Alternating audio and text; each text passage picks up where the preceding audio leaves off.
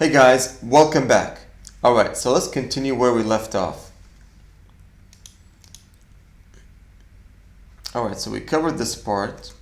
So now let's talk a little bit about what are the advantages and disadvantages of using a public blockchain for your solution, right? Let's take a closer look. First of all, let's cover the advantages.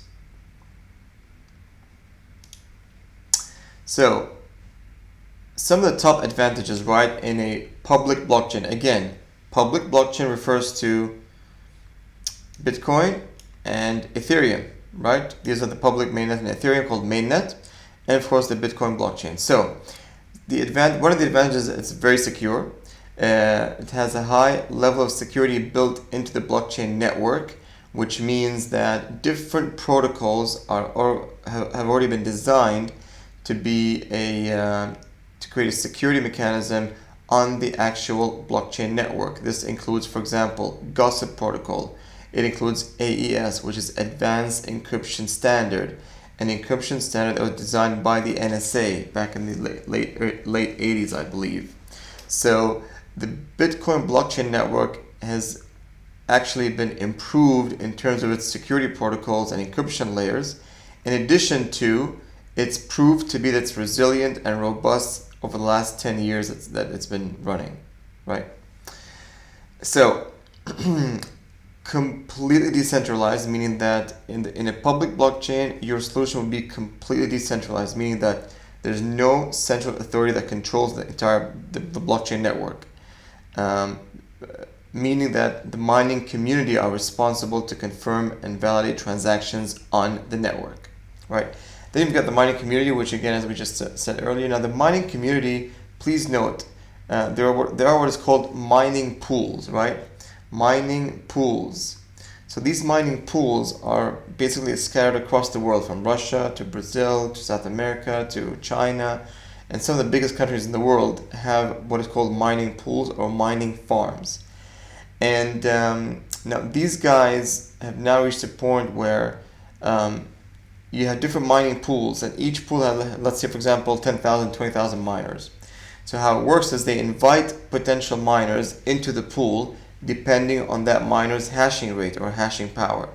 The higher the hashing power, the faster you'll be able to validate and confirm transactions on the network, and the faster that you'll be getting paid, right?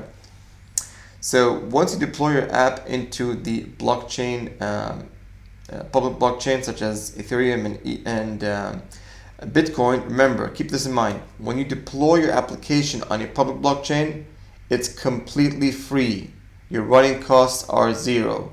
Your application, the blockchain layer of the main net in the case of Ethereum, will be running your application for you in terms of storage, in terms of computing power, in terms of resources, in terms of RAM, memory, storage, computational resources on the network. All of that is being done and handled by the actual blockchain network. You don't have to go and spend money on AWS, a pay-as-you-go service, or pay for what you use, and you get a monthly bill or even end of the year bill, right? Which can be a big shock to many people, right? So this is some of the biggest advantages in a public blockchain. Now let's talk about the disadvantages. So you get higher capex costs, which means that when you develop your application into the blockchain, public blockchain, Ethereum or Bitcoin, you will be spending additional time and effort in terms of man-days to develop the required security APIs and link those APIs or access those APIs on the blockchain network, right?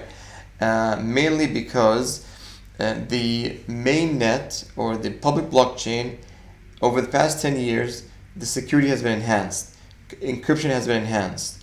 So for you to be able to deploy your application, you have to meet very strict, specific criteria of minimum security requirements on your application before you can actually join the Ethereum mainnet or the Bitcoin blockchain, right?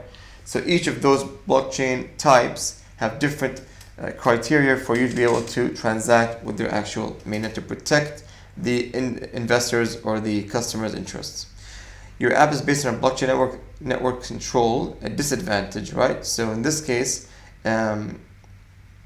it's your app is actually within the control of the blockchain network, right? By their network resources. If there's high traffic of volume of transactions on the network on that day, then chances are your application will suffer from performance issues. Can be slowed down due to network volume of transactions. This again means that if you have very high, let's say you go and you develop your solution with Ethereum, right? With Ether, and you deploy your solution on Ethereum, and on that week there's been very high volume of transactions on Ether, buying and selling, for different reasons, and this affects your transactions on your application, right?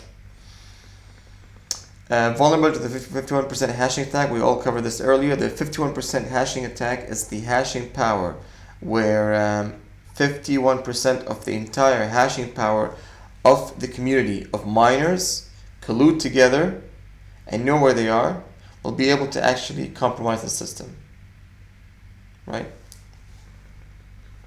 So, okay guys, so I'm going to stop right here and I'll continue on in the next lesson.